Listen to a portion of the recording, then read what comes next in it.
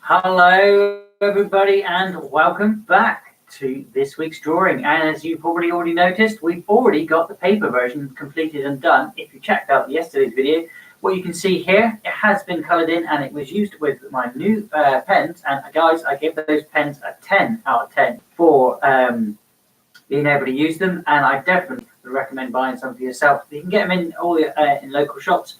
Check them out and check it out for those pens. But yeah, we've got the ink version here, which we did on Tuesday, because Monday is the sketch day. Tuesday is always inking, and Wednesday is the colouring in. So we are here now on Thursday, so the fourth day of the week where I do some drawing or digital art. Today is something, again, we're working on all week. We take, just sort my thing out here, we take the ink version and we scan it in with a computer, or what you can do is what I do very often is take a picture on my tablet and use that as a reference picture. And then what I do when I digitize is I start adding new layers on top of what already is. And this will be the construction line there. And we'll go over it with a digital tool because I'll turn down the opacity, go away. Loaded space.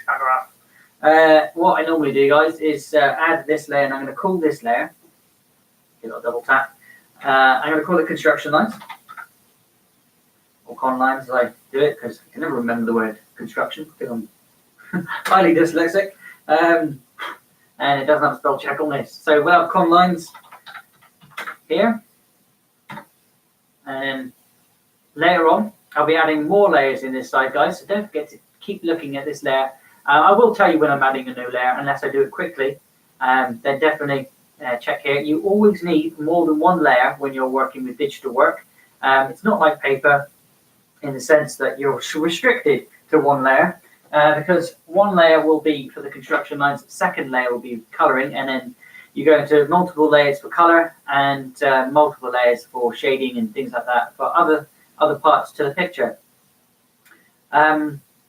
But today we're only going to be doing construction lines. I am live, guys, so you can leave me a comment in the comment section. I may not see your comments straight away because I've got to do this to see your comments. So if I don't see them straight away, then do forgive me. But I will have my phone on me so I can see if anything does come in, or if you want to chat to me, then I'll see it. I'll get some Comic Storian on in the background again. So don't forget, if you're a fan of Comic Storians or a comic, you can leave a request and I'll listen to a particular thing, because I've already found something I kind of want to listen to, and I'm just going to let it roll from there. There isn't a theme today other than this is an original character of mine, and you guys did vote for it over on Instagram. Thank you again for voting for that over on Instagram. There will be another vote on Sunday, like every Sunday, to suggest, or you suggest to me what you want me to draw in this week. But you said an original character, and I really thank you very much for doing that. I'm going to get Comic Story going in a moment, but first I'm going to turn down the opacity. So go to layer 1, opacity down to, I don't know, 44, 50, whatever. So you can be able to go over it. It's like almost like you're you are tracing it. Exactly that thing you're doing is tracing it. So we'll go to the tools, make sure the tool's big enough, and we'll go in nice and close. The mouse has got a massive problem at the minute.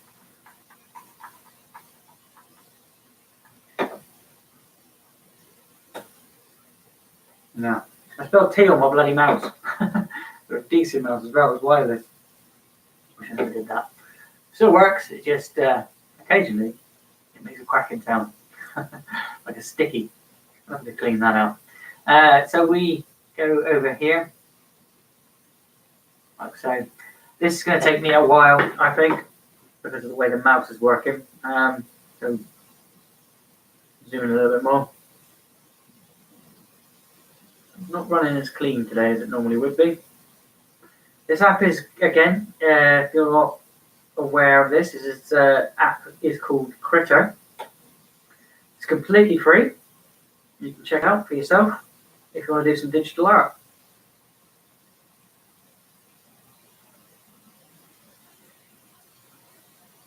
of your very own.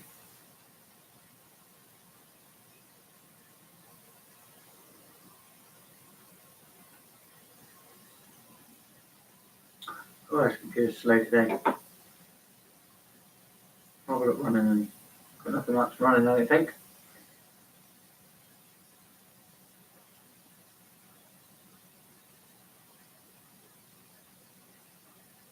You can just see what the gist of what I'm trying to get at. I'll change it a little bit, I think, in certain places, because pen doesn't always correlate to digital very well sometimes, I've noticed. But I'm literally going to go around the whole thing. So if you guys are getting a little bit bored, don't forget, if you're watching back, you can fast forward to where the points where you would look to see yourself. But I'll be sitting here listening to some comics. Don't want that there. I'll be listening to some comics and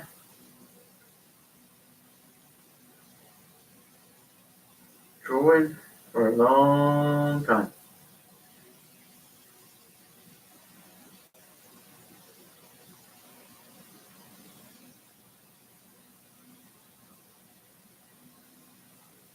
Hopefully you can see the gist of what I'm doing. I'm just doing construction lines.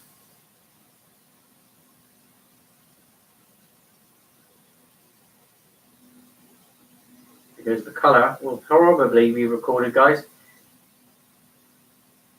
I don't know. Well, I don't know. You let me know in the comments. Do you want comments? Do you want me to do this live like I am? Because the quality is different. That's why I give you the choice. What you can see now is recorded and recorded by my camera.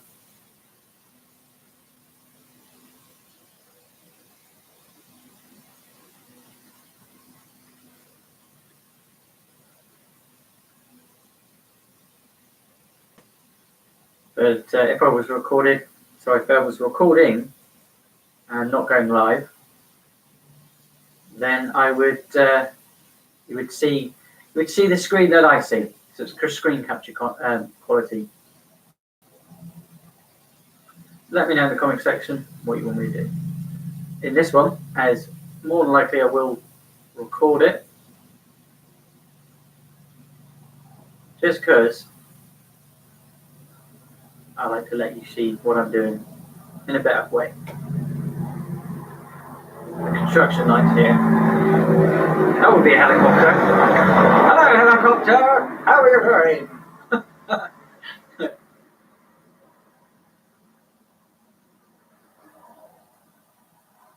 Would you guess I don't live near an airstrip, but there's helicopters, airplanes, and all sorts of things going over every single day.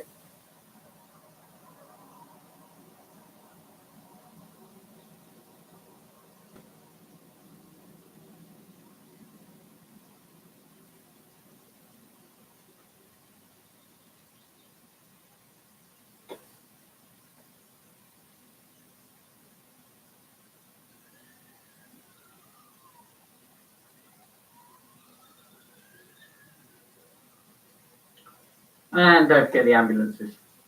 So I get some stuff going on in the background, so you're not hearing all the annoying sounds that I have to hear. So you can hear some nice comics. The recent God of War video game is one of my favorite video games of all time. Oh, we'll be playing God of War tonight. Game of the year. I assume many of you enjoyed it as much as I did. But there's one thing you may be wondering. What happened before the game? What happened to the mother? What happened to Kratos? And what happened to Boy? Well, today we're going to be covering the Titan Comics storyline, God of War 1 through 4, explaining just a little bit of what happened beforehand to the Boy. This is the complete story series where we take some of your favorite pop culture icons from comic books to video games to movies, and we break them down into digestible bites to allow you to understand. We then read them dramatically back to you, giving you a bit of an audio narrative where we voice out characters and we add in some epic music. Enjoy the ride, and if you want to talk to me directly about the God of War, or the Boy, or the power of the beard, Join me at twitch.tv/eligible monster, where currently I am streaming a video game, most likely Final Fantasy. Let's get to that story, boy! As the peaceful quiet falls over the snowy home, the young boy Atreus plays just outside when he hears a knock coming from the woods. He looks up to see his father, Kratos, standing over him asking, "Where is your mother?" Atreus tells him that she left while he was asleep. Said that she'd be back by nightfall. Kratos then asks, "Was there anything else she may have said?" And Atreus says, "Well, she did say that there was some wood that needed to be chopped." Kratos walks over to the pile of logs, grabs an axe, stating that he thought as much. It might be time for him to pull his weight. Now get to it. He slams the axe down, launching the axe into one of the thicker pieces of wood, telling Atreus not to disappoint him. As Kratos begins to leave, Atreus asks, "Are you going into the woods to test yourself again?" Kratos looks back. "Yes, though it would seem that today's test has already begun." He heads deep into the forest, crushing the undisturbed snow beneath his feet, thinking to himself that he must test himself each and every day. He must find a worthy challenge. Just then a deer looks up startled and Kratos asks, "What has you spooked?" Ah. Across the way, a pack of wolves bare their teeth as they growl. Kratos says, "Yes, this is the challenge that I seek. This is the test. I must keep my rage under control, face danger, and choose not to fight. Prove myself better than those mindless trolls who savaged these wolves' mates not long ago. I control my rage." He pauses for a moment and then turns, stating, "Not today. My rage does not control me." As the sun begins to set, Kratos starts to walk back towards his cottage when he hears the deep growls of a beast in the distance. He looks over to see a bear mauling a man as the man shouts in a different language. Could this be the challenge that he seeks? The bear pins the man down as the blood drips from his free paw, and all Kratos does is watch.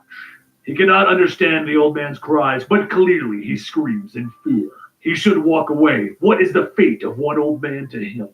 He does turn, and then he feels it, the rage inside beginning to swell, the demon of fury struggling to break free. Kratos clenches his fists, telling himself, "No, I will control my rage." Despite his best efforts, though, he grinds his teeth and he shouts as he leaps into the air. He comes down, throwing the bear off of the old man, and as that bear roars, Kratos roars back. The bear lashes out to try and bite down on any part of Kratos that it can find, and he reaches out stating, damn you to hell." He pulls his arm back, ripping the jaw off of the bear and letting it bleed out into the white snow. He looks back at the old man as he tries to say something, but his wounds are too grave, and he passes on to the next life. Kratos catches his breath and he quietly says, "Damn you both to hell. Damn the old man for arousing my sympathy, and damn that bear for stroking the fires of my rage, and damn myself for losing control again. I will rest and I will test myself tomorrow." As Kratos passes through the mountain barrier protecting his home, men in the distance watch intently, all speaking the same language as that old man. When Kratos arrives at the cottage, he looks at the pile of logs, still unchanged from when he left, and he silently groans. Close by, Atreus looks up with his fingers, stating, "Oh, I was about to start shopping, honest. So how did it go? Did you pass your..." Kratos tells him, "That is enough. Has your mother returned yet?" And Atreus tells him, "No, sir." Kratos opens the door to their home, telling him that he best chop some wood for the fire. "And quickly, when she returns, perhaps I will." But just then there's a loud snap, and Kratos' eyes immediately look towards the gate. The men watching Kratos from before begin to walk forward, and Kratos asks, "Who are you and why have you come? Leave this place." The large men begin to yell at him in the same tongue as the old man from before, and Kratos tells them that their words mean nothing to him. Atreus whispers that they said that he killed their brother today and they have come for revenge. Kratos then says that he killed no man's brother today, just a mindless beast. The men begin to shout and Kratos readies himself in a fighting position. And as the men go on, their words become twisted and their bodies begin to change into giant bears, just like the one from earlier. Kratos launches himself into one of the bears, calling out to Atreus to get to safety. Atreus asks, but where should he? Oh, he looks up to see one of the bears towering over him, and he calls to his father for help. Kratos stops his fighting, seeing his son in danger, shouting, "Enough! He wraps his arm around the bear, locking his hands together, squeezing, until he hears a loud crack with the bear's spine snapping. As the body falls lifelessly, Kratos charges into the bear, getting ready to strike a train. His body is flung to the side of the woodpile, but before he can get back up, the bear slashes at his back. He yells out in pain, but before he can get to his feet, the bear pins him down, tearing away at his back again. Through the dirt in his mouth, Kratos quietly says, "Damn you!" And then he sees the axe still lodged in the pile of logs. He reaches out, grabbing it by the handle, whipping his arm back, and with a loud thunk, the blade of the axe slams into the skull of the bear and it stumbles back. It falls to the ground with Atreus stating, "I'm sorry, I tried to." But before he could finish, the old man begins to shout something at the two of them. Kratos asks, "What did he say?" And Atreus tells him, he says that you're going to have to pay for spilling the blood of his brothers, and that he will return with the rest of his clan. Kratos pulls the axe out, telling him, "No, he will not. There's no time to retrieve a proper weapon, so this will have to do. Come on, boy." As Atreus follows closely behind, he asks, "Wouldn't I be safer at home?" And Kratos tells him, "Not if we lose this trail and they return while I'm away." Atreus then says that he's scared, and Kratos turns back, telling him, "You must learn to control your emotions. Until we have dealt with anyone who knows the way to our home, the safest place for you is by my side, boy." Kratos looks back onwards towards the woods, and as the snow settles covering the old man's trail, his frustration begins to set in. The fires of his rage begin to burn brighter to the point of consuming him. These beastmen invaded his home. They threatened his family, mindless beasts, seeking only revenge, and then their leader flees into the night like a coward. He will hunt them down to the ends of the earth, him and the rest of his kin. He will wring the life out of them with his bare hands, bathe them in their blood. He will have his revenge for. Atreus asks, "What do we do?" And suddenly, the rage fades. No succumbing to the bloodlust, seeking only revenge. That is their way, not his. I will control my rage. It does not control me. As the calmness washes over, Kratos says that he will keep looking until they find him. Atreus begins to think for a moment and then says, "Actually, maybe Vala will know where he is. The old seer lives down in the valley. Maybe she knows something about the beastmen. Mother sometimes visits her hut. She took him there once when he was a child." Kratos looks back and Atreus quietly says, "Well, it's just an idea." Kratos turns forward, telling him, "It is a good idea. I've always steered clear of the old hag, but your mother values her counsel." Atreus takes the lead, showing Kratos the way, but as Kratos watches, he thinks to himself that the boy is soft, weak, defenseless, unfit to face the challenges of the world. The day will come when he will need to stand on his own. As the two travel through the night, the sun rises, and Atreus points out to the horizon. There it is! Kratos walks up to the small hut, telling Atreus to wait outside. He will not enter until they know that it is safe for him. He cautiously walks in, and he examines the surroundings. An old haggard voice calls out to him that he can enter freely. He is welcome here. Kratos asks the voice, how does she know him, and how does she know his tongue well enough to speak it? The voice tells him that's because she is the seer. It is her calling to know things, and she knows great many things. She knows that he is Kratos, Godslayer, and the past from which he runs. She knows the secrets of the beastmen whom he seeks as well. Fire and death lay along the path on which he walks, and bloody-handed he will follow that path to its end. Kratos tells the seer, no more riddles. Tell me what you know of these beastmen, and speak plainly. She holds out her hand, telling him that he must stifle the flames of his rage if he is to comprehend Godslayer. He must control himself, for whom he seeks is known as the Berserkers. They are both at the same time more than man and less than human. Once the scourge of this land, now only a handful remain, and though their flames may not burn as brightly, their fires have not yet gone out. The Berserkers draw their strength and power from the edible spirits which they enshrine in a totem that they worship as a god. They pray to their self-made god to strengthen the arm and stiffen the sinew, pledging blood and fealty in return. The Berserker's rage fuels his faith, and if he is found worthy, his body twists into a physical manifestation of that rage. Their numbers lessen with each passing generation, but she has seen in the flames they will soon be gone from the face of the earth. Kratos asks, this totem is the source of their power. And the seer tells him that it is the focus, but not the source. They derive their strength from the bear god that they revere, but it is the power of their own rage which allows them to tap into that strength. Their fury, which burns inside of them, gives them power, but robs them of their ability to reason. They do not act out of wisdom, but out of fury, which means that they often make foolish choices. Something that she thinks he understands better than anyone. Kratos' eyes widen at the seer's words. He lets them go unchallenged. The simmering anger that he feels on hearing them is proof that she speaks truth. Too often has he let his rage guide his actions, regardless of the consequence. However, he is no mindless beast like the thrice-cursed berserkers. I often control my rage. It does not control me. He then asks, where is the bear god totem? She tells him that there is a ritual that she can perform, but if she begins it now, she will have the answer by sunrise. But the ritual is not easy. The answer that he seeks will come at the price, God Slayer. Kratos asks, what is the price? And the seer says, one that he must pay when the time comes. He scoffs. Very well, work your magics, hag. I shall wait outside. As time passes, Kratos sharpens his wood-cutting axe until the seer steps into the light, stating that she has the answer. He will find them in a longhouse to the north of here, destroy the totem, and rob the berserkers of their monstrous strength and deal with them as men. Be mindful that he faced them as a man himself, one capable of reason and wisdom. If he fights the monsters on their terms, he will surely lose. He dresses himself, then Atreus picks up the axe, asking, shall I go as well? Kratos quickly grabs the axe from his hands, telling him, you are going nowhere, boy. I will not put you into harm's way again. You are not ready to follow the path that I walk. Stay here and stay safe with the seer. Soon you will be back by your mother's side. Atreus sighs, looking at the ground. Yes, father.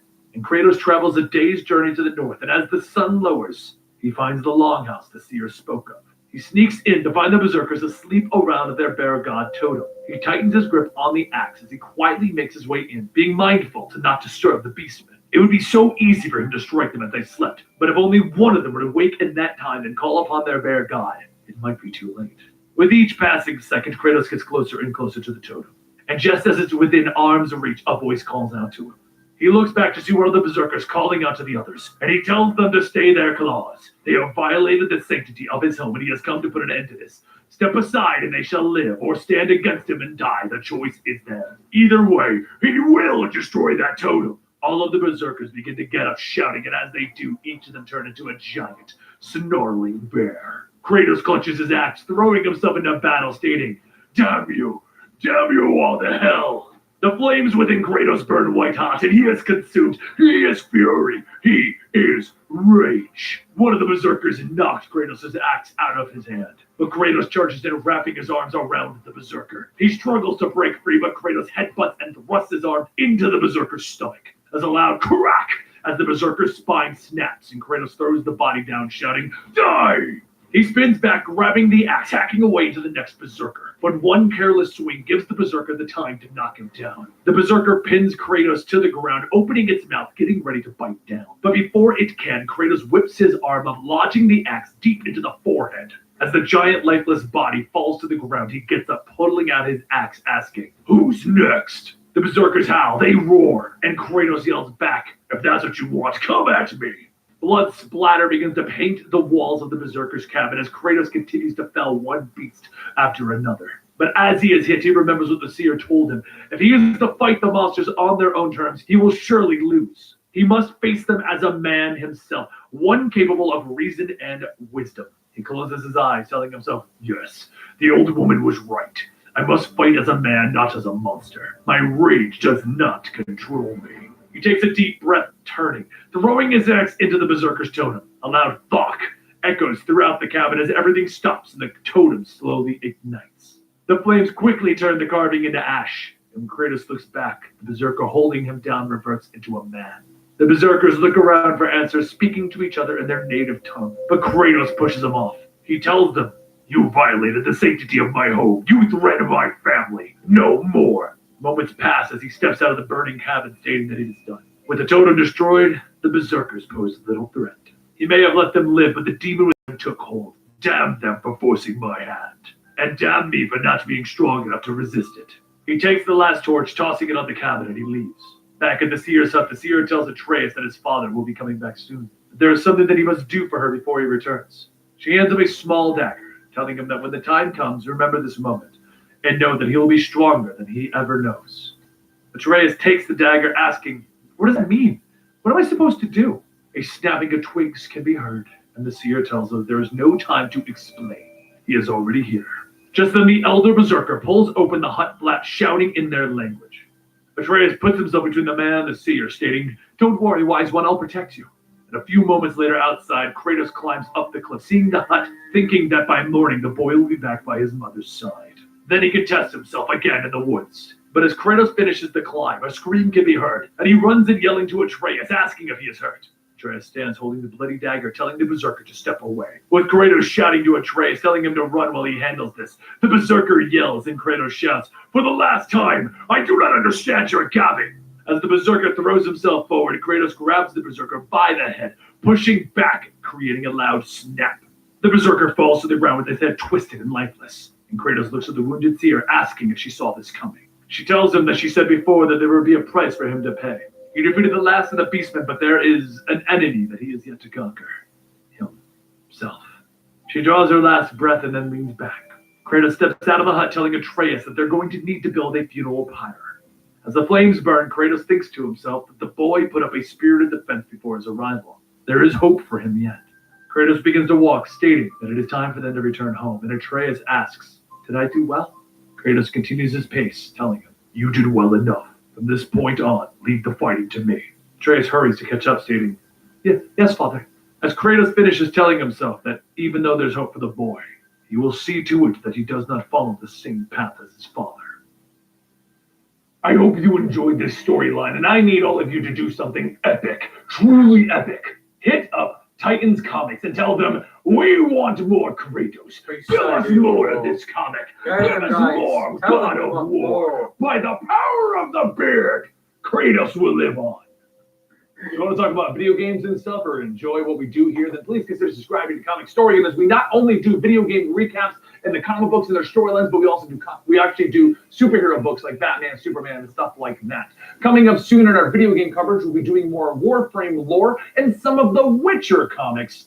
And I think Anthem's got a comic, but we might not cover it since no one is apparently playing that game. I don't know. Either way, join me over at twitch.tv/EligibleMonster if you want to just kind of hang out and play video games with me, or you can join us over at our gaming channel, Eligible Monster, where we bring you gaming discussions about the current news, stuff that's happening, and just kind of make fun of a lot of fun stuff that's happening. Me, Dan, and Natalie. Either way, guys, thank you so much for joining us today. I hope you enjoyed this. This is the only God of War comic right now, so it's time for us to cover what happened in the game, what happened in the original series of games, and other video game comic books. So make sure you do subscribe. Make sure you follow me on Twitter. And I'm rambling now, so just, how's your day? Who's got a better beard, me or Kratos? Me and Kratos. What do you mean, you Kratos? I want that. That's what I'm right now. Oh. I'm going to do it, shaving the head, tattoo in the eye. What I'm doing. Let me know if you think that'll look good. I in all honesty, I got a feeling a lot of you are going to say yes. Not because it'll look good, you just want to see if they'll do it. Well, now you have to. Go over there and tell them to do it. One of the original old gods arrived back here on Earth and chose to challenge Aquaman for control of the seas, with the intention of completely flooding this planet and turning everyone into crazy fish monsters. Oh, that's something that's going to need the Justice League and Aquaman to come together in an epic crossover event known as the Drowned Earth. Today we're going to be beginning that story. And if you're wondering where you are, well, you have found Comic Story, the channel right here at YouTube where we take some of your favorite trade paperbacks and single issues and we break them down into digestible bites to help you understand. We then read you the story back in a dramatic manner like an audiobook. And that's pretty much all I got for you. I hope you enjoy an Aquaman-centric crossover event with the Justice League. When he was a boy, Arthur Curry would go out with his father on their fishing boat. He wanted to find new oceans, new waters to explore. His father told him, though, that the waters had already been mapped. Now, as an adult, Arthur Curry is Aquaman, and he is in the Arctic Circle with Wonder Woman and Firestorm following a magical ship in a bottle. They are searching for an ancient hidden ship, in which is locked the legendary key to the graveyard of the gods. They search for the dead god Poseidon. The ship is buried within the ice, deep beneath the surface, and hidden within the bow of the ship lies what they seek. Suddenly, a strange creature lashes out, and it is vast, with its watery limbs created by some strange alien liquid. The trio try to fight with Firestorm caught within its liquid. Aquaman dives in to rescue him, but it's too late. His friend is mutated, becoming some strange aquatic creature that he has never seen before. The monster grabs Arthur next, and the world goes dark. When the light returns, Arthur is confused. His armor is gone and his skin is covered in some strange symbols. What is going on? Where am I? You are in the Blood Reef, Sea King of Earth. Welcome. The speakers are some of the sea gods, the ocean lords, and they are the invaders from the stars. And the Earth is under attack. Amnesty Bay, in the past. Lightning flashes in the skies as the waves pound against the shore. And despite the storm, Tom Curry runs to the beach, his young son Arthur in his arms. Atlanta, don't do this, he calls against the wind and the rain, and his wife, Arthur's mother, stands surrounded by sea creatures in waist-deep waters. Tom doesn't understand. They aren't safe with her around. She is doing this for Arthur. And Atlanta begins to drift under the water. She leaves them with one last parting. Goodbye, my loves. In the growing storm, Arthur calls for his mother yet. She is already gone. The Blood Reef now. On a piece of alien coral floating in another dimension, Arthur Curry is bound in chains. Strange creatures from an alien sea surround him. Their language is indecipherable, their thoughts lost to him. He tries to speak with them, yet his words bring anger and blows. The creature's hands are stayed, however. His death belongs to the Ocean Lords, Admiral Tin states, using her power to drown the creature as Arthur looks on in horror. You would kill your own men? What kind of queen are you? But Tide and the other Ocean Lords are not royalty. They are the gods from alien oceans, come to Earth to see its destruction.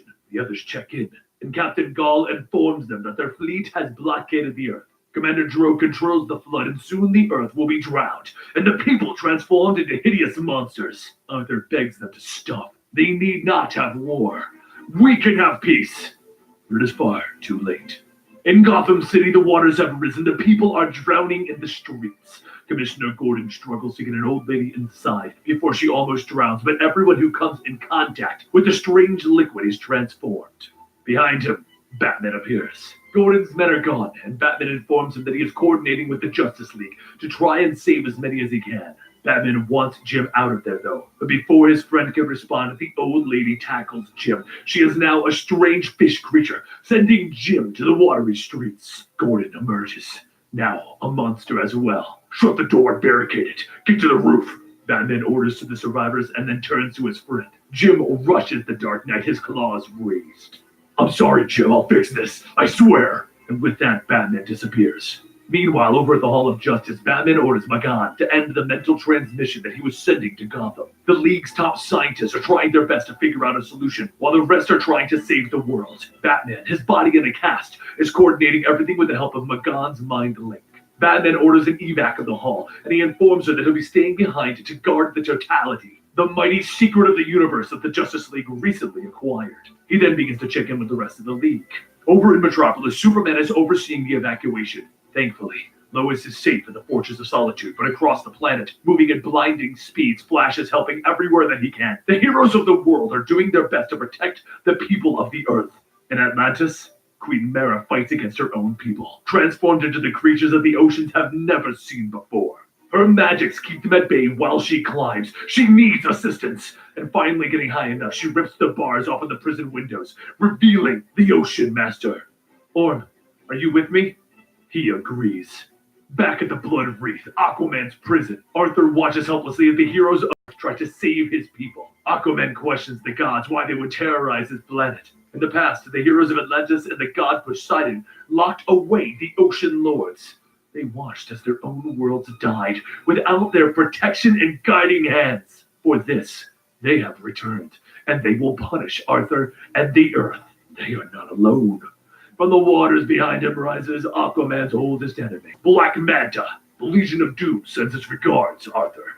In Metropolis, protective measures have failed, and the city is now underwater. Floating above it, Superman is contacted by Batman, with the League having pinpointed the source of the alien flood, a strange creature in the mid-Atlantic.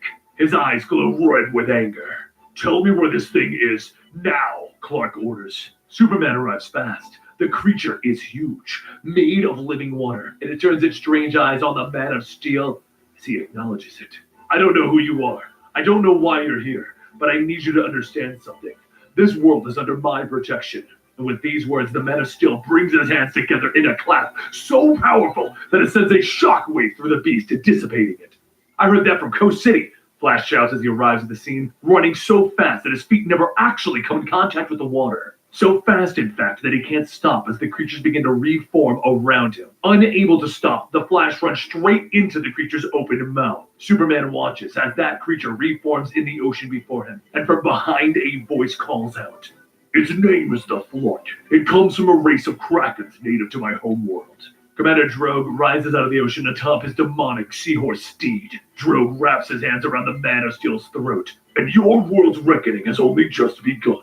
Back on the Blood Reef, Aquaman and Black Manta begin to do battle as Admiral Tide watches on. Manta taunting Aquaman for not knowing his true power. Aquaman doesn't know of what he speaks and demands the villain fight. Tide agrees and shows him, showing him Mera.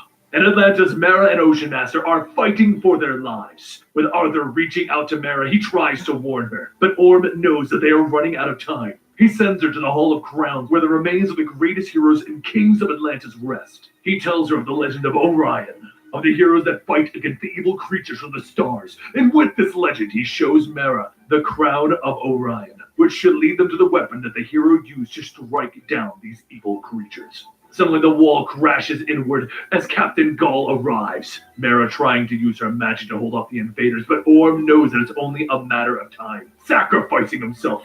He buys Mera time to escape. Back on the surface, Drogue is using his powers to suck the life out of Clark's body, out of the Superman. The Man of Steel is drained and almost lifeless, and releasing him, Drogue watches as he plunges towards the surface of the water. But the Flash is there, somehow unaffected by these flood waters that are changing mere mortals. Scooping Superman up, the fastest man alive retreats from the conflict. And in the Hall of Justice, Batman orders Magan to begin an evacuation, staying behind to guard their piece of the source wall, the mysteries of the universe, the totality. On the Blood Reef, though, Arthur watches in despair as the Earth falls. Triumphant, Tide grabs him, her energy pulling his true power from him, the power of the life force from the ocean. Ripping it out of Aquaman's body, she releases it into Black Manta. Arthur crumbles to the floor. It's gone. I can't feel it. I can't feel the ocean anymore. This is what you felt all this time, Aquaman? Black Manta calls out. You had this much power and you used it to speak to fish? The Earth has fallen. The Ocean Lords will build a new empire, and nothing will stop them. But outside, the guards see a ship approaching in the fog. Suddenly, they are cut down by a sword, and a shield spins through the air with a glowing lasso wrapping around the final guard. Now tell me, orders an armor-clad Wonder Woman. Tell me, where the hell is Aquaman? Back at the Hall of Justice, Batman is trying desperately to reach any member of the League that is left. Trapped in his hover chair, he asks Jarro, which is actually a portion of Starro in a jar, to reach out with his telepathy. I'm getting nothing, Dad. No one. The little alien tells him the totality is safe for now, but the outside walls won't hold against the waters forever. From the static finally comes a friendly voice. Batman? Flash, thank God. Were you able to defeat the thing? But Flash and Superman couldn't even make a dent in the strange alien creature. What about the rest of the team? They're right here, unfortunately. Behind them, the rest of the Justice League and the reserves, fully mutated by the alien's waters, are chasing Flash as he pushes Superman across the ocean. Superman, weakened by Drogue's touch, can do little more than smack some of their former friends away when they get close. But luckily, he sports an awesome symbol eye patch now. Suddenly, out of the ocean in front of them springs Swamp Thing, his body molded into tentacles. Caught in his grasp, Superman and Flash are powerless to break free. How the hell do you fight a magic fish-snout element? Flash yells as the tentacles squeeze tighter. He's a tree! You chop him down! Mera cries, her sword severing the former hero's limbs. We can't take them alone. We need the forces of Atlantis, Superman tells her. But Mera informs the heroes that Atlantis has been destroyed. Using Orion's crown, she transports all of them, hopefully, to where the weapon that will destroy the Flood awaits. Oh, and what a cliffhanger we have, my friends. Who's going to win? We've got Superman failing. We've got the Flash failing. Batman's completely in a body cast because he's recovering from the Justice League storyline. And if you're curious about that totality, click down below. If you want to know what's happening next, though, make sure to subscribe to our channel, as next week, next Friday, we'll be bringing you part 2 of the conclusion to Drowned Earth. And then finally, we can get back to bringing you some Justice League storylines. Thank you guys for joining us today. Let us know in the comments down below what you think about Aquaman Drowned Earth. Do you think it's a good story? Do you like it? Do you dislike it? Do you like what's happening in Aquaman and Justice League? And also don't forget to give this video a like, and I'll see you next time right here.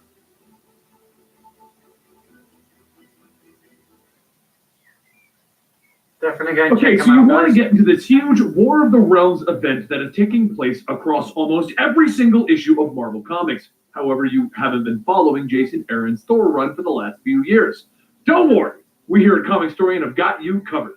Or you could go watch all of our videos involving the God Butcher storyline and then the Jane Foster storyline, but either way, join us while we quickly run through some of the highlights that you might need to know about Malekith and his war across the 10 realms that has finally reached the lands of Midgard and the Earth's mightiest heroes.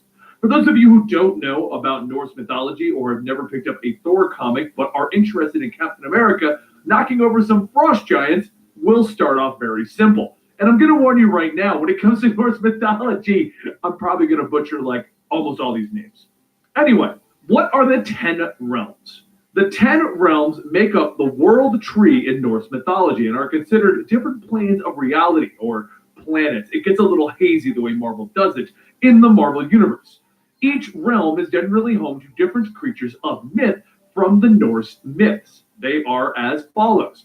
Midgard, this is Earth, home to the humans and the mightiest heroes around. This is the last realm to be attacked during the war. And now that the war has come, it is up to the many heroes of Earth to defend it and take back the other realms. Asgard. Once home to the gods, Asgard was actually destroyed at the end of Jason Aaron's Mighty Thor run, when it was attacked by Mangog. Malekith realized that the Asgardians were the only ones capable of stopping him, and he released Mangog against them. While Jane Foster Thor sacrificed herself, don't worry, she's okay, to defeat Mangog, the city was destroyed and the Asgardians were forced to relocate to Earth. The Bifrost, which is the Asgardians' way to travel to other realms, was also destroyed, thus making it impossible for Thor to fight against Malekith and his forces. Here's where the name butchering's gonna start. Svartalfheim, home of the Dark Elves and the birthplace of Malekith. You will get to him in a minute. Jotunheim, home of the Frost Giants and the birthplace of Loki, the adopted brother of Thor. Elfheim, the home of the Light Elves. Vanaheim, home of such heroes as Hogun, Sif, and Heimdall. Nidavellir, home of the Dwarfs. Niflheim, realm of the dead. Muspelheim, home of the fire demons. And Heaven, the recently discovered 10th realm, is the place of warrior angels that have also sided with Malekith in his war.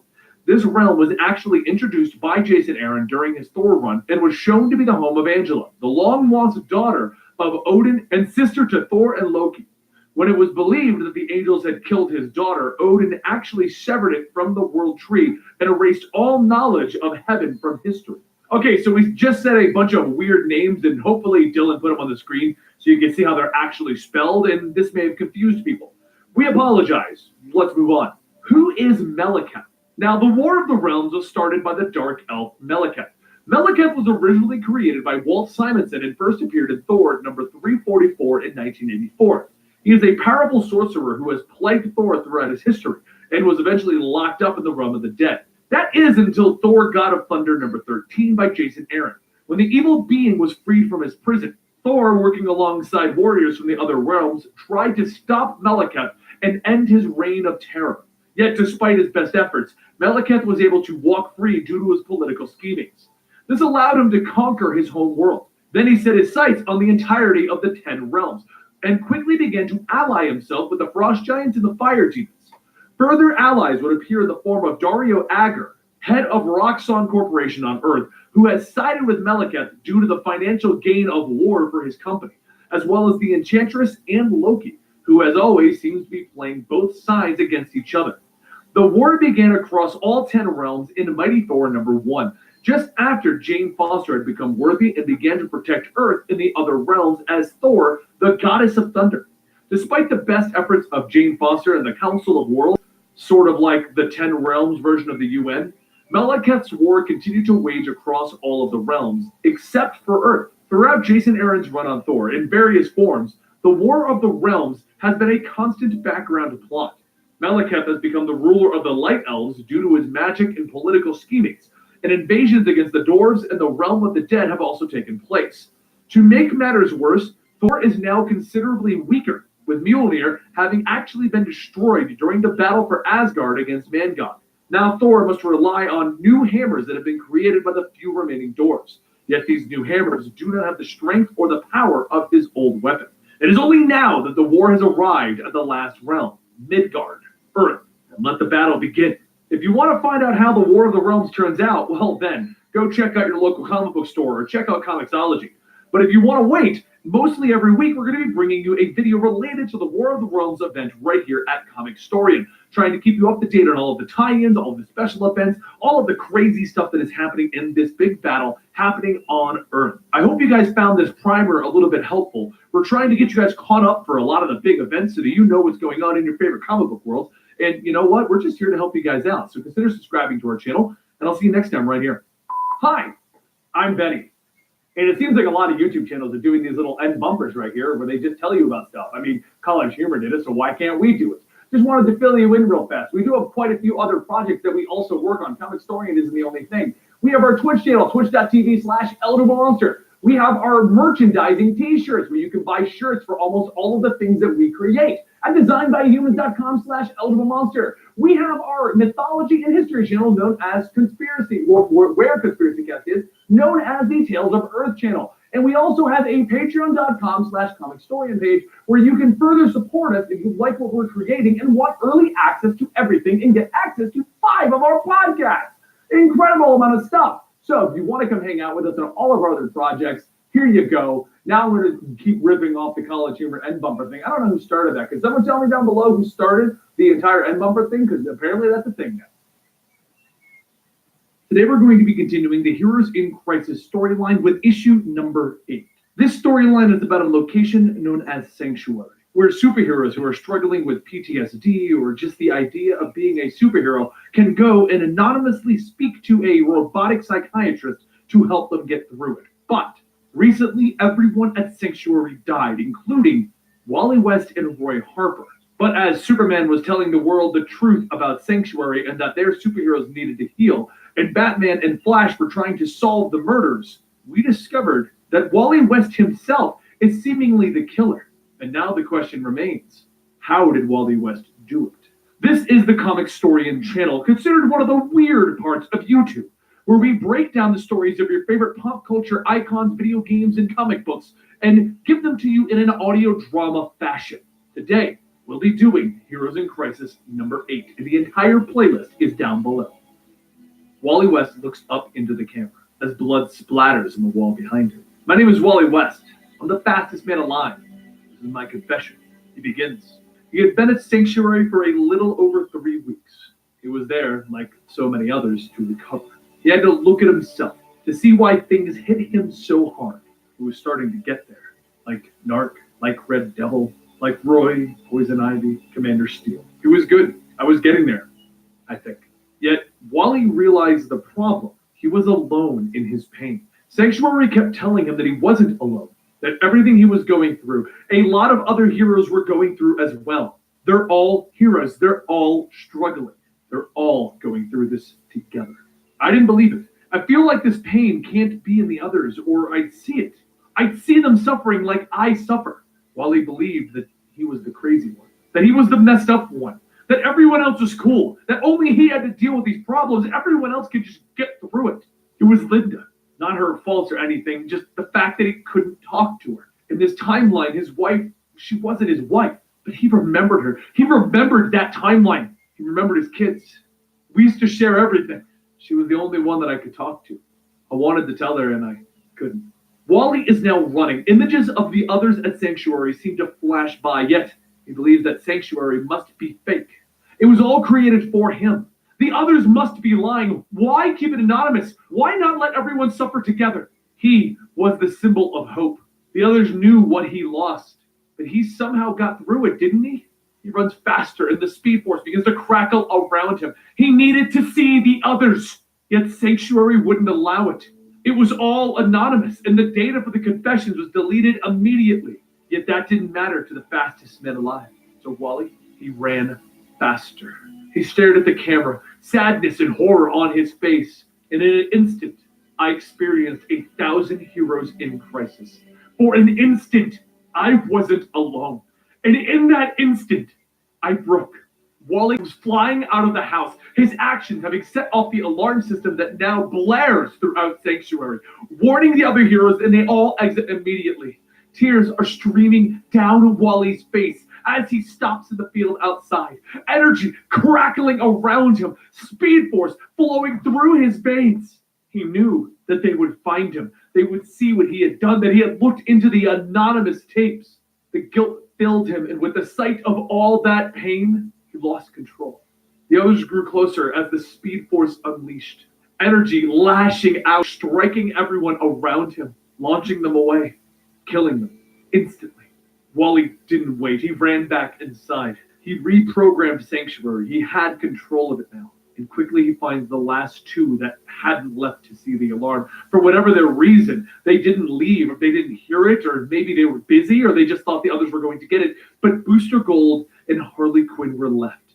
So he moves fast, faster than they can see. Instead of leaving, he puts them back inside their chambers. Unknown to her, Harley is in her chamber, watching Booster Gold kill Wally West. It's all a simulation created by Sanctuary. But they wouldn't know that, would they? You see, Booster could then watch Harley kill Wally West. So they each watched the other one kill Wally West. But since he moved them so quickly, they wouldn't know. They had no idea they were still in the simulation. As far as they both were concerned, they were both right. Wally stole Booster's tech, jumping forward 5 days into the future, and he found himself standing in a field with the resurrected Poison Ivy.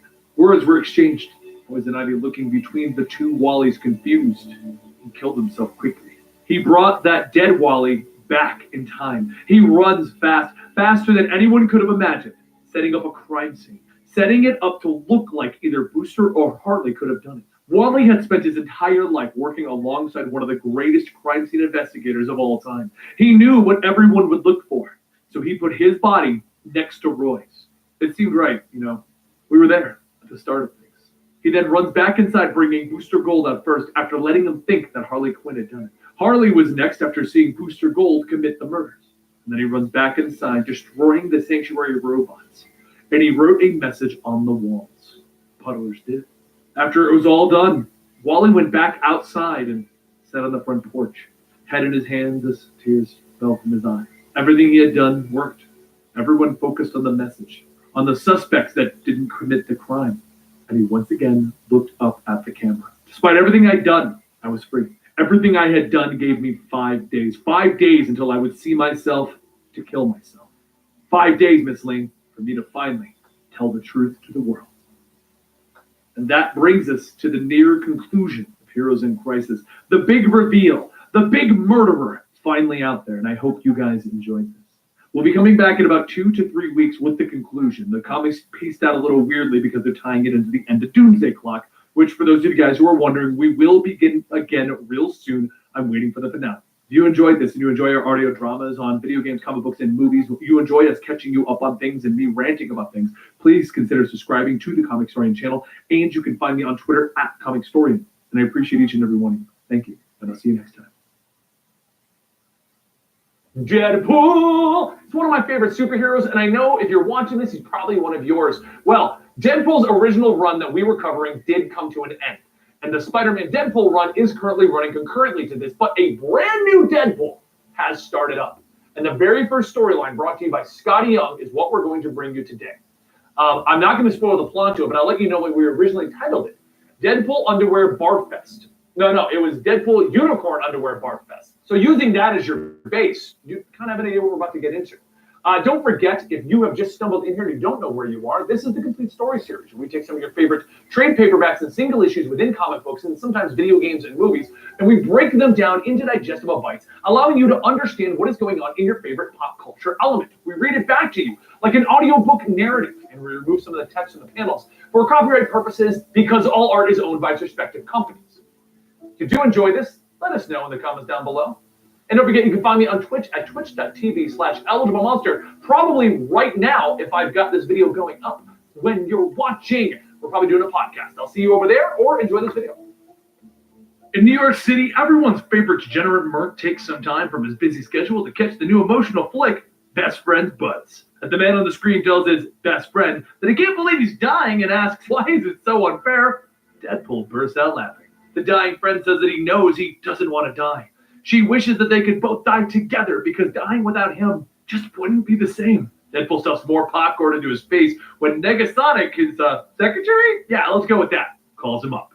Deadpool says, "Hello, Negasonic teenage interrupt man while he's watching an emotional cinematic masterpiece. What can I do for you?"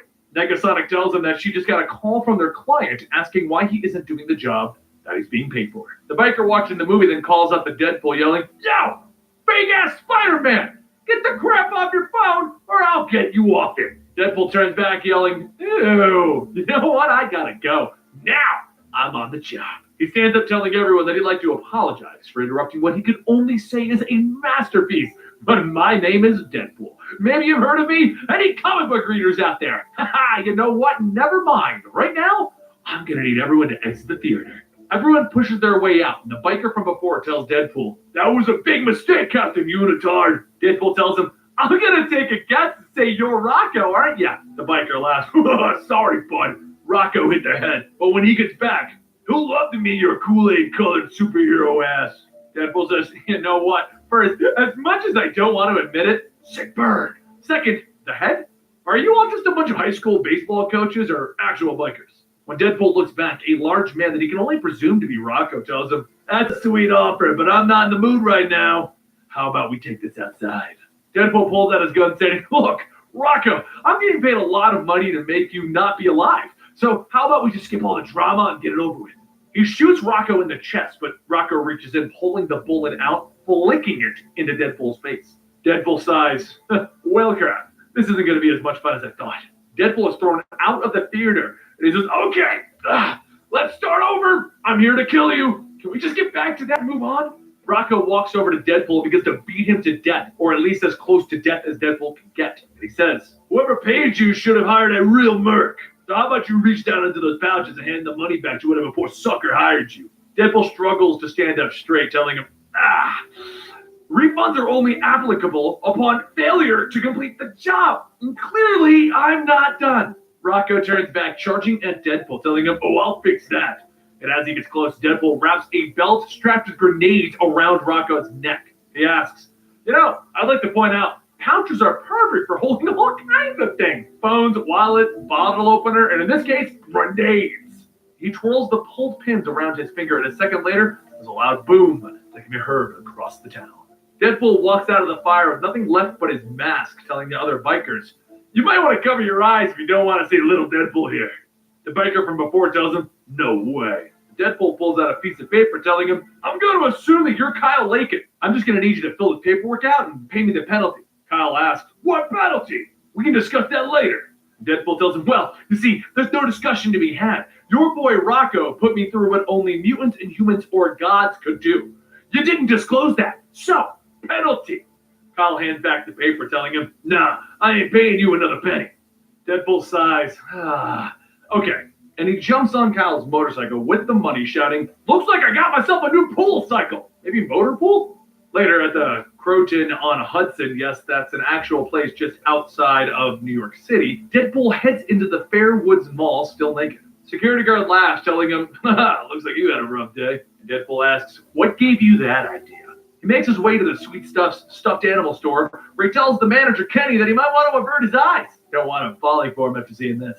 Kenny tells him, "Trust me, I'm safe. Besides, you're still 2 months late on your rent, which makes you a scrub. You know the saying, I don't want no scrub. A scrub is a guy who can't get no love from me."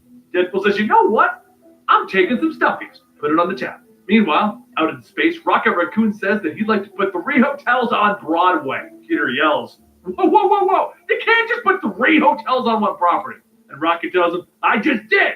And yes, you can." Drax tells them, "I would like you to take all of my fake colored money and put 37 hotels on Baltic."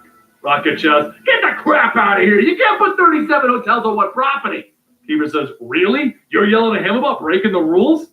Just then, something hits the ship, and Groot yells, "I am Groot." Rocket tells him, "Don't worry. We are definitely coming up there." As Peter and Rocket make their way to the cockpit, Rocket says, "Okay, what are you?" And Groot points out the window, and the 3 say, "Oh my Groot." Outside, a giant celestial being speeds by on his space cycle. And Peter says, "We should probably warn somebody, huh?" Later on Earth, Tony Stark talks to a hollow feed of Peter Quill stating, Okay, slow down. This time, try it with less crying." Peter says, "Wait, who else is there?" Are the rest of the Avengers there? Did they see me crying? All of the Avengers begin to laugh, and Tony tells them, no, just me. Peter does it. Okay, we're kind of in trouble. There's a Celestial on its way to Earth. Robin the Regurger. Almost no one has heard of it before, but Rocket did some digging, and what he found isn't good. When he goes to a planet that's not there anymore, he leaves. He infests them with Gurgers.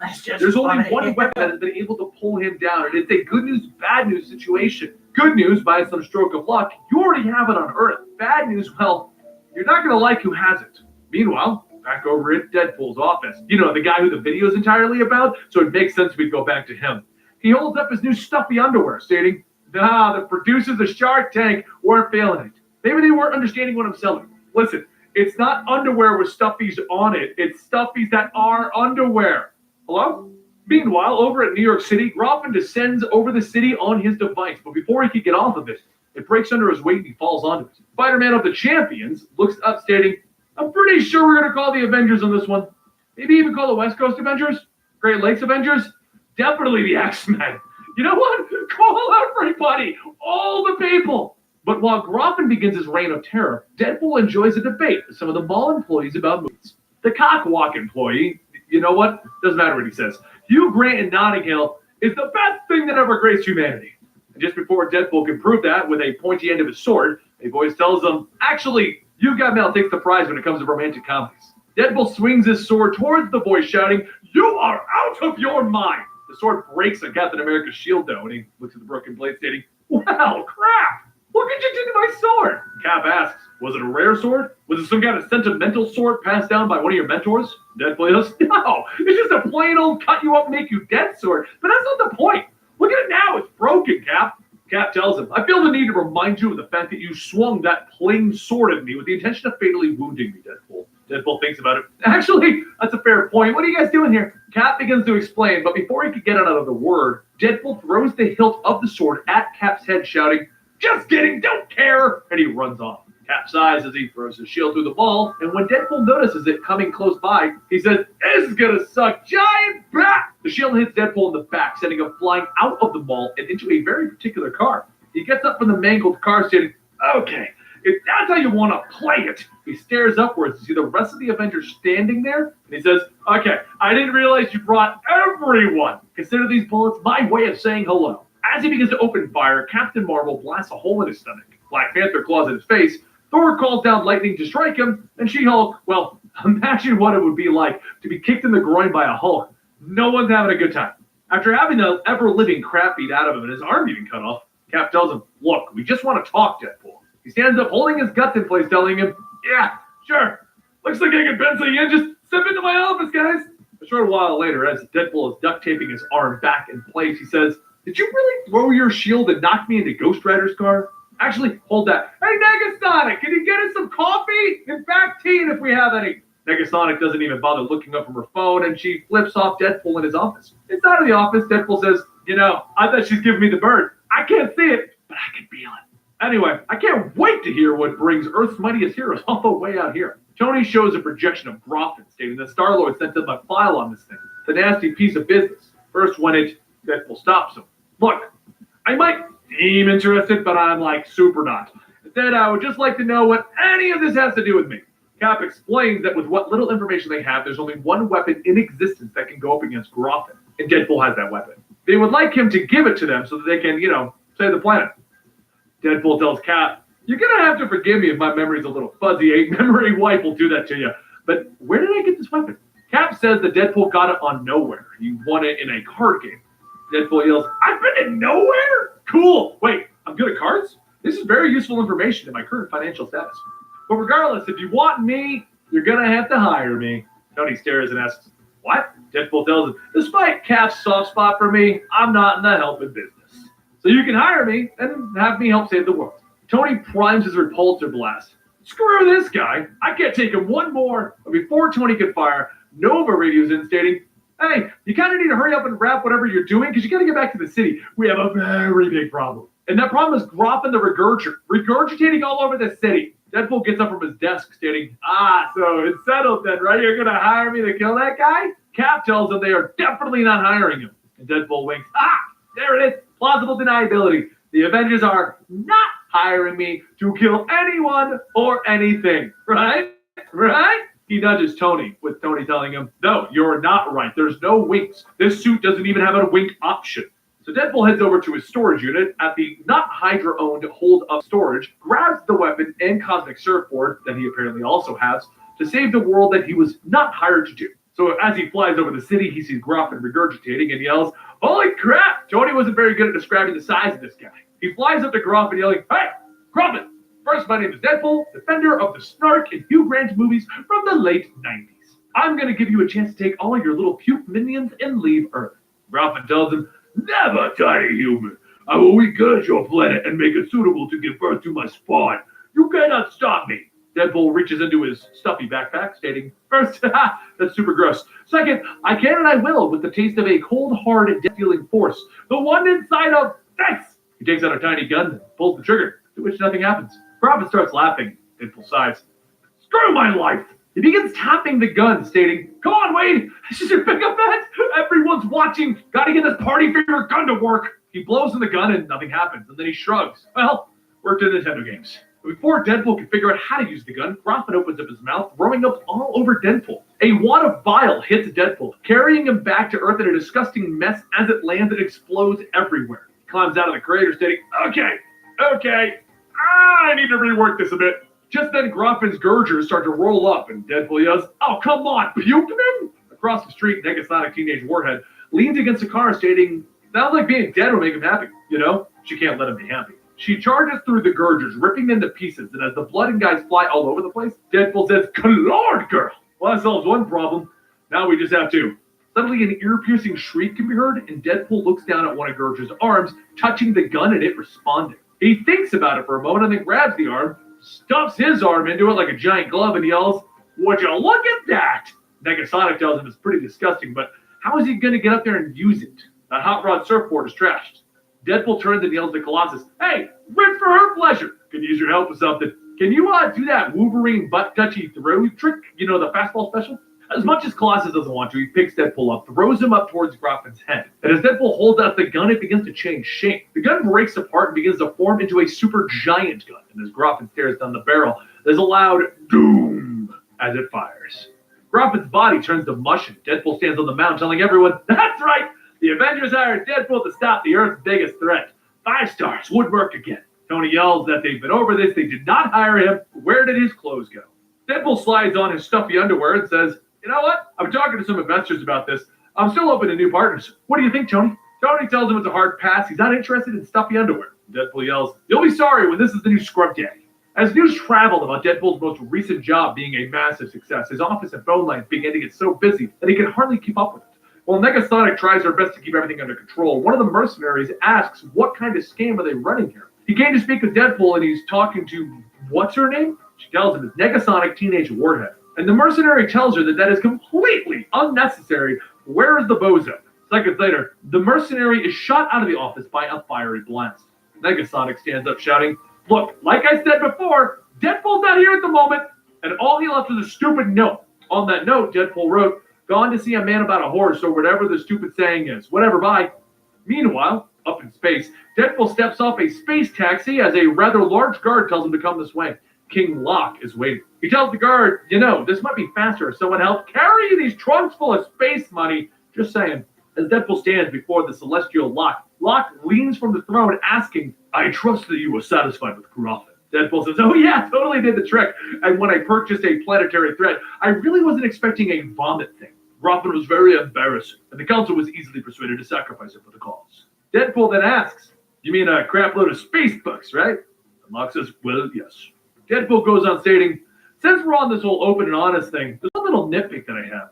You sent Groffin and the gun to kill him, but you didn't disclose the part about how to use the gun. I was thinking maybe you could cut me a little discount, seeing as our little deal almost got me killed. Locke stares silently.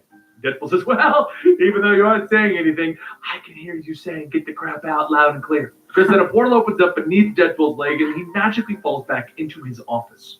He stands up and notices his clothes were burned off, asking, really? How did that tear my clothes off? You know what? Whatever. Stuffy's underwear it is. Deadpool goes back into his trunk, pulling out guns, stepping back into the office, telling everyone, okay, a little hard, Merkin never killed anyone. That is, unless the price is right and I'm open for business. Now, who's first? And there you have it! Deadpool is back! And what does he do in his first adventure? While he loses his uniform, puts on some unicorn underwear, and then fights a partying Celestial. It's pretty epic, it's pretty amazing. I thought this started off a great run for Scotty Young. I've had my opinions midway through. He's kind of gone back to the LOL meme Deadpool, a little bit away from the sad clown Deadpool. But as we go on, and we're going to be covering more of this, you'll start to see that Scotty Young does find his own footing with Deadpool. He's starting to do a really good job with it. I really do enjoy how he's treating one of my favorite superheroes. Let me know in the comments down below what you think about Scotty Young's first run with Deadpool overall. And don't forget to subscribe to our channel to get more Deadpool, more Spider-Man, more Batman, more Black Panther, more whatever we want to cover, because we cover all the comic books and video games. We do it all, my friends, because we love pop culture, and just like you do too. I don't know where I'm going with this at this point. I'm just going to ramble. I'm just going to talk for a minute. Dan spraying Febreze back there. I'm assuming he farted. We'll see you guys next time right here.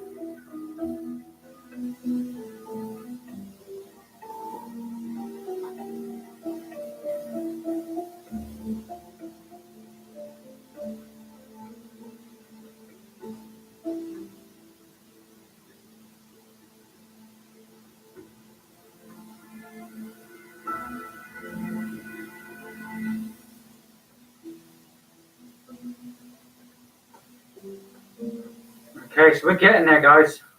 Today we bring you another of the Infinity nearly done. Wars I've got to do comics. the eggs now. In the Infinity Wars comic, the character known as Gamora merged the universe of Marvel in upon itself, taking two of your favorite superheroes and turning them into a brand new one. In this particular story, the Ghost Rider and Black Panther have been merged into the Ghost Panther. And if you're wondering where you are, well, you have found the complete story series right here at Comicstorian, where we bring some of your favorite pop culture icons from comic books and movies and video games and break down the lore and stories behind them so that you can understand them better and keep up with your favorite stuff.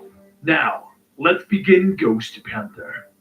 The technologically advanced city of Wakanda has always been free. While there, the arrogant young prince trains with his father in combat, but he questions his father's rules and traditions until he is exiled for his insolence and must walk the world. He walks through the world until he comes to America. There, in a crime-ridden city, he finds a few injustices and steps in to help those in need. In doing so, he also finds a new father, Jericho Simpson, but some people call me Brother Crash. The old man introduces himself. Brother Crash owned his own stunt show and brought the young prince in, questioning whether he is scared easily. "I am utterly without fear," was the young prince's response. But he would need a new name, a stage name to fit his new persona. 5 years later, T'Challa walks out amongst the thousands of screaming fans with the announcer calling his name to all of those who came to see him. "Let's put your hands together for Johnny Blaze!" He takes his bike, revving up the engine, getting a cheer from the crowd, and he flies forward, riding fast on the ramp, leaping through the air as the line of buses pass beneath him. Suddenly, his world flashes dark as he sees his father standing before him, softly calling his name. The bike tumbles beneath him as the crowd gasps when he falls. He's standing in the back now, still clad in his biker's garb. "Do not be afraid, son of Wakanda," the voice calls from the darkness. He turns and a woman stands before him in a traditional dress, her panther's skull ablaze, lighting the darkness around them with a torturous flame. "I am the forsaken half-sister of your sacred Bast, the hunter of souls, the panther queen of vengeance, Zarathos," the demon explains to him. "What do you want of me, dread lady?" T'Challa questions. Zarathos wants only to repay a debt. Jericho Simpson has evoked a favor to save his own life. "Your broken body is healed. Your drifting soul returned to your body," she tells him. Yet she pauses, turning back to him. She smells a hunter's soul in him. She can return his life out of obligation, but she can also grant him power greater than any Black Panther. T'Challa questions the cause, though Zarathos' eyes blaze when she answers. "Souls, the souls of the guilty and the wicked. I shall make you such a hunter that never have stalked the world before." T'Challa ponders that for a moment, and while he offers her respect, he declines. The price is too high. Zarathos turns away, walking once again into the dark. "So be it. Condolences on your loss, young prince." T'Challa snaps back to the world of living, sitting up with a gasp in a demonic circle of candles to find Brother Crash in front of him. He stands, struggling away, forcing Crash to help him, telling him to slow down. Hold on, boy. You were dead a few minutes ago. But T'Challa can't wait. His father is dead and he must return to Wakanda. Brother Crash grows sad. He knew this day would come. Yet T'Challa reaches out to the man who has become more of a father to him over the last few years. His sister will be crowned queen. He will pay his respects and he will return. This is my home, he tells him, and the two share a fatherly hug. In Wakanda, T'Challa questions his sister about his father's death, and they watch the hologram play out. They call themselves the Freemen. The gorilla has 2 synthetic arms, and he watches as his father blocks a punch from the cyborg. But the smaller one, known as Raven, slips in behind the king, slashing him with his blades. He is quick and can seem to predict the Lost King's attacks. But the Black Panther is fast and strong, and his attacks seem to be winning. Suddenly, there's an explosion from behind him, and the king is distracted. T'Challa turns from the hologram in rage. Enough, Shuri! I will not watch my father die, he cries, demanding to see the heads of the killers. Yet his sister explains that they have not been found. What? They live? How? You're the Black Panther now. How have you not brought them in? But Shuri explains that she is not the Black Panther. There is no heart-shaped herb. The Deep Gardens were destroyed in the attack. What is it you think they blew up? She explains, motioning once again to the hologram. T'Challa is stunned. Without the herb, there could be no Black Panther, no king of Wakanda. His sister explains that the government is in chaos. She's trying to hold the tribes together as best as she can. Will I have your support, brother? The Dark Queen is suddenly over his shoulder again. Poor prince. Perhaps a gift. Shall I allow you to smell out your father's killers? She whispers. She asks for nothing in return. It is merely a gift.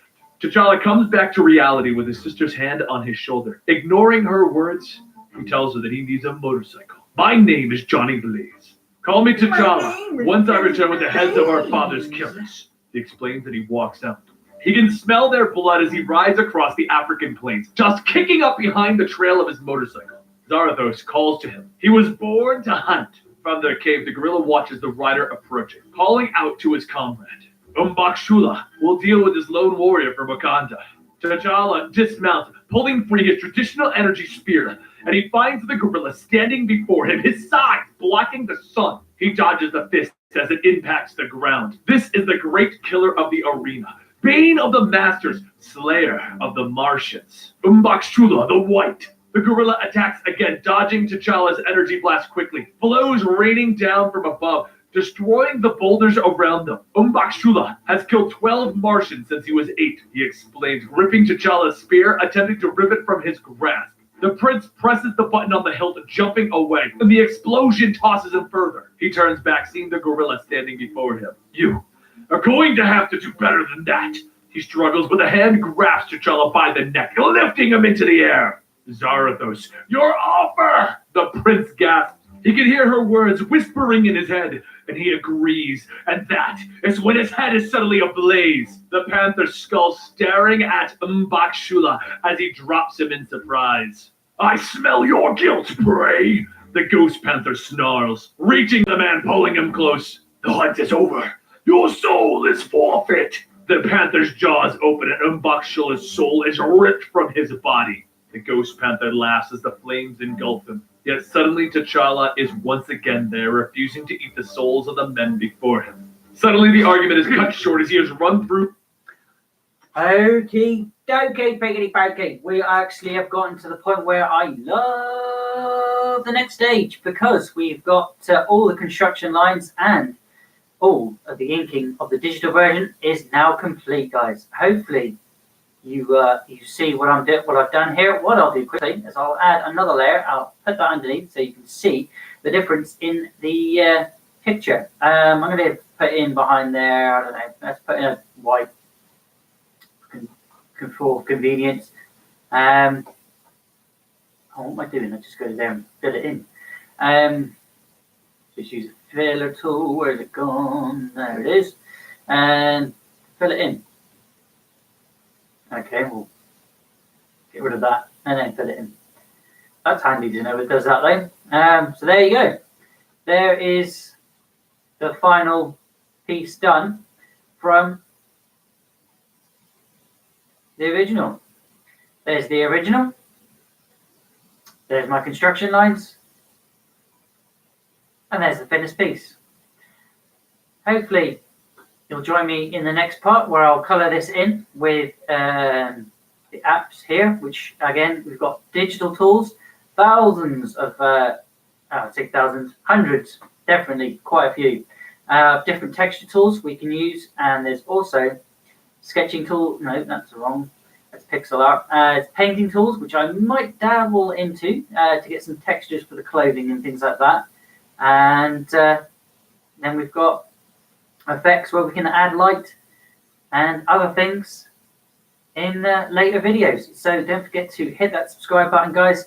Ding the bell so you know when this will be uploaded, because the next part will be uploaded and it will not be live, guys. So can't join me, but you will still be able to join me in some games, as I will be playing God of War tonight. Also, over the weekend, I'll be over on Mixer playing Just Cause and maybe something else from the Game Pass. Thanks for watching, guys. My name again is Blut084, BLUT084. Hopefully you enjoyed the Comic Historian, and don't forget to click the links that will appear. Thanks for watching, guys, and bye for now.